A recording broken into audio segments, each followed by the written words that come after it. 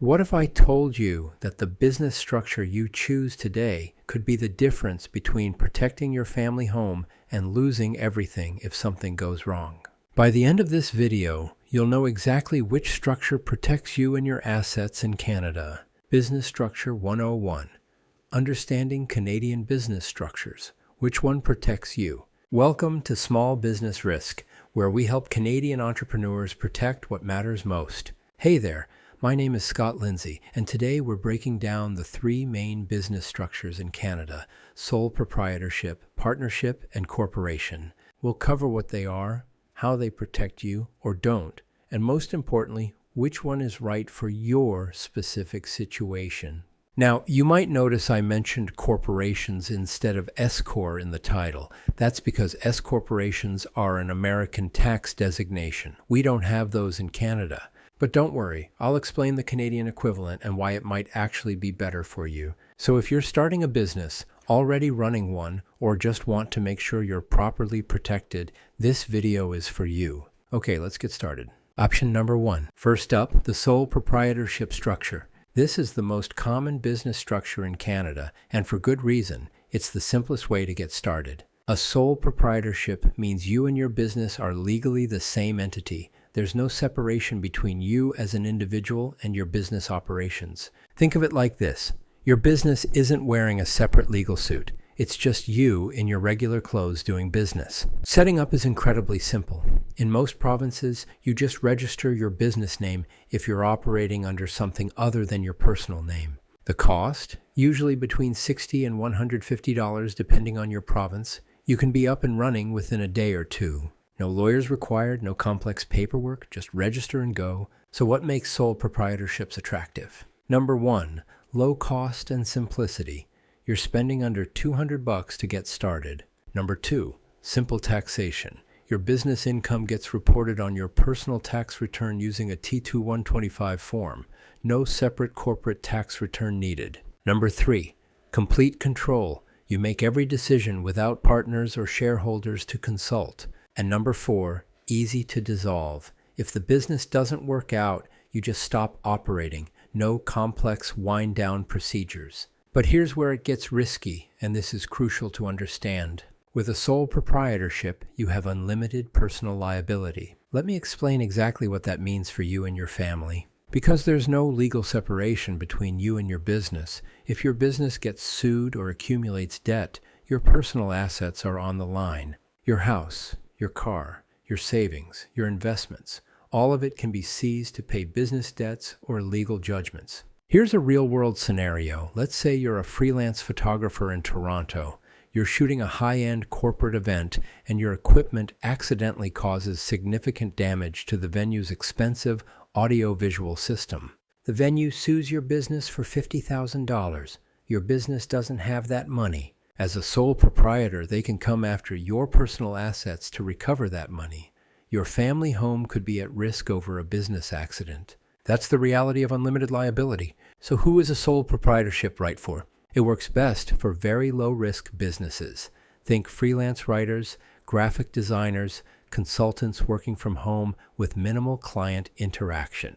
It's also good for testing a business idea before you fully commit, starting out with low overhead and wanting to keep things simple initially. But here's my advice. If you're in construction, food service, retail with a physical location, or any business with significant customer interaction, you should seriously consider the next options we'll discuss. Next up, partnerships. A partnership is similar to a sole proprietorship, but with 2 or more people sharing ownership, profits, and, critically, liability. In Canada, there are 2 main types you need to know about. First, the general partnership. All partners share management responsibilities and unlimited personal liability equally, or based on their partnership agreement. Second, the limited partnership. This has general partners with unlimited liability who run the business, and limited partners who are only liable up to the amount they invested.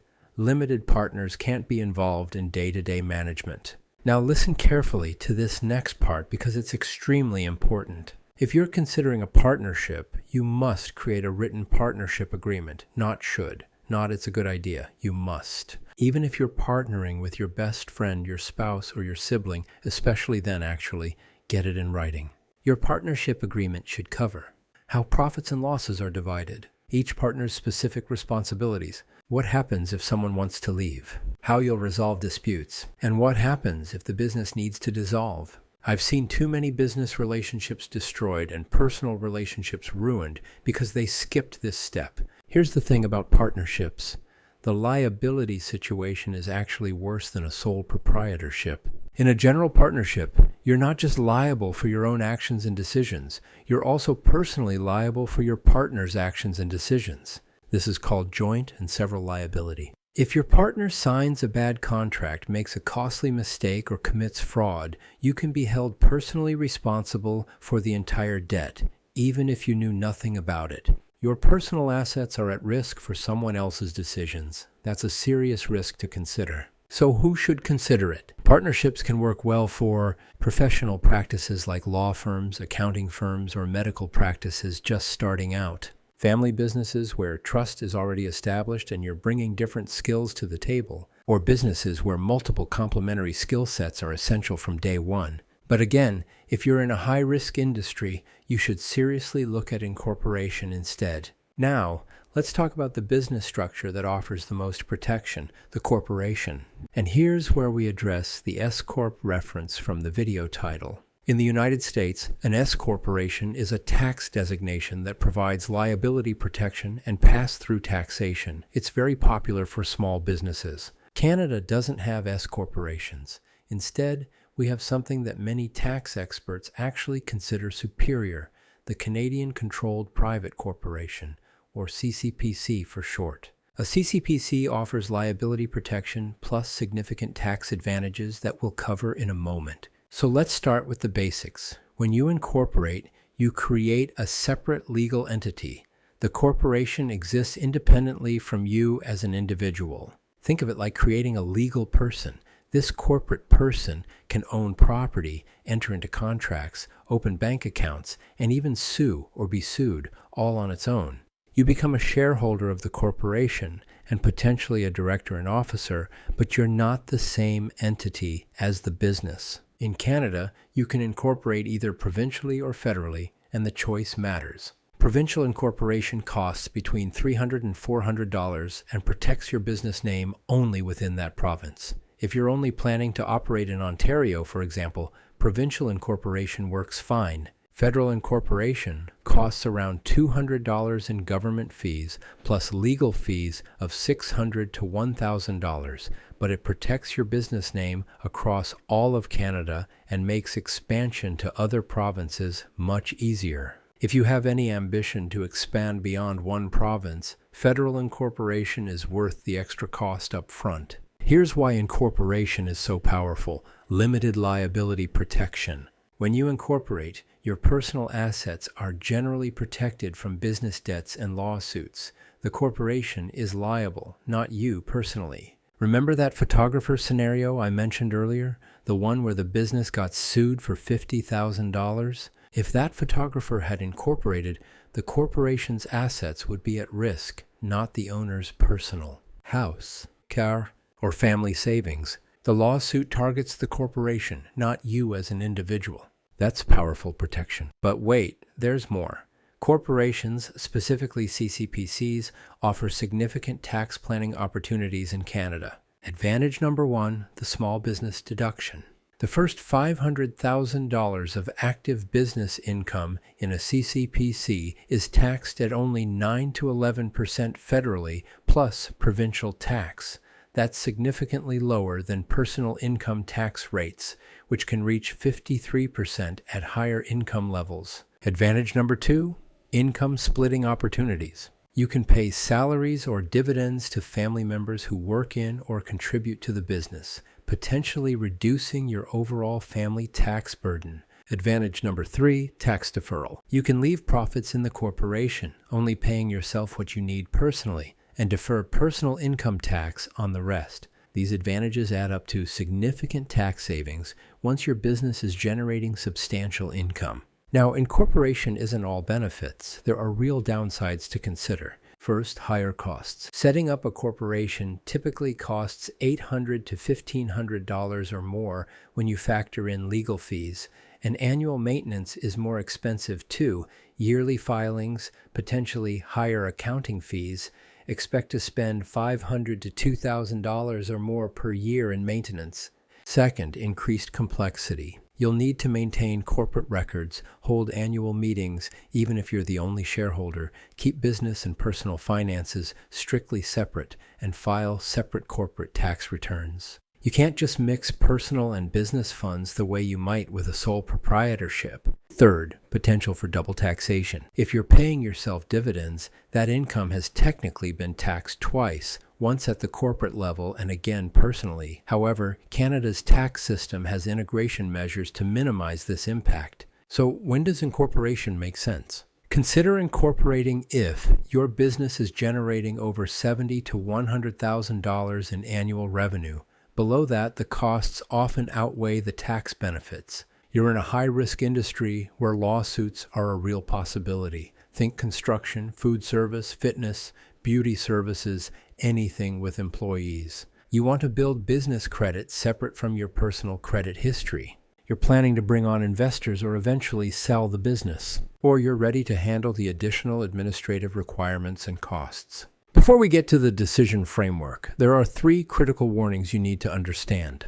That limited liability protection I talked about, it can be lost if you don't maintain proper corporate formalities. Courts can pierce the corporate veil and hold you personally liable if you mix personal and business finances, don't maintain proper corporate records, commit fraud or engage in illegal activities, are negligent or reckless in your role as a director. This is why you must treat your corporation as the separate entity it is. Separate bank accounts, proper documentation, following corporate procedures, these aren't optional. Here's something that surprises many new business owners: personal guarantees. When you incorporate, you might think you're fully protected. But in reality, when you need a business loan, lease commercial space, or sign major contracts, lenders and landlords will almost certainly require you to personally guarantee the debt. That means if your business defaults, you're personally on the hook, despite being incorporated. There's no way around this when you're starting out. As your business grows and establishes credit history, you may eventually negotiate contracts without personal guarantees, but initially expect to sign them. And here's perhaps the most important point: no business structure replaces proper insurance. Whether you're a sole proprietor or incorporated, you need general liability insurance, professional liability insurance if you provide services or advice, property insurance for your business assets, and potentially directors and officers insurance if you're incorporated. Your business structure and insurance work together to protect you. One doesn't replace the other. Think of your business structure as your first layer of protection and insurance as your second layer. You need both. All right, let's bring everything together with a practical decision-making framework. Ask yourself these 5 questions. Question 1. What's my liability risk? Are you in a low-risk industry with minimal customer interaction, freelance writing, graphic design, online consulting? Sole proprietorship might work initially. Or are you in construction, food service, retail with a physical location, providing professional advice, or planning to hire employees? If yes, incorporation should be on your radar immediately. Question 2. What's my revenue level? If you're making under $50,000 annually, the tax benefits of incorporation probably don't justify the costs yet. Between $50,000 and $100,000, it's a judgment call based on your risk level and growth trajectory. Over $100,000, incorporation likely makes financial sense from a tax perspective alone. Question 3. What are my growth plans? Planning to keep it small as a side business? Sole proprietorship might be adequate. But if you want to grow, hire employees, bring on investors, or eventually sell the business. Incorporate sooner rather than later. It's much easier to start incorporated than to convert later. Question 4. Be realistic with yourself. Incorporation means more paperwork, more compliance requirements, and likely higher accounting fees. If you're not prepared for that or willing to pay someone to handle it, maybe sole proprietorship is your starting point. Question 5. Do I need business financing? Corporations can build business credit separate from your personal credit score.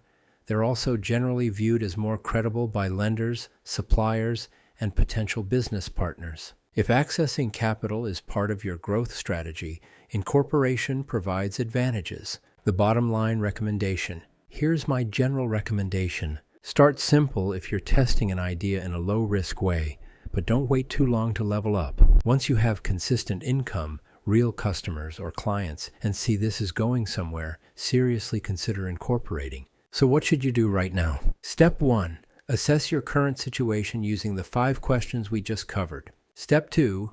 Talk to professionals. Consult with a business lawyer about your structure options and an accountant about the tax implications specific to your situation. Don't make this decision based solely on a YouTube video. Get professional advice tailored to your circumstances. Step 3. If you decide to incorporate, work with a lawyer to do it properly. Yes, there are DIY incorporation services online, but having a lawyer ensure everything is set up correctly is money well spent. Step 4. Get proper insurance regardless of which structure you choose. Protection is about layers, not just one solution. That's a quick overview on business structures in Canada. I know we covered a lot of ground today, but choosing the right structure is one of the most important decisions you'll make for your business. Remember, there's no one-size-fits-all answer. The right structure depends on your specific situation, your risk level, your revenue, and your long-term goals. Feel free to comment on the video with questions. If you found this information valuable, please like this video and subscribe to Small Business Risk Canada for more content on protecting your business and yourself as a Canadian entrepreneur. Drop a comment below and let me know. What business structure are you currently using, or which one are you considering? I do read every comment and love hearing about your specific situations. Thanks for watching, and remember, protect what you've built. I'll see you in the next video.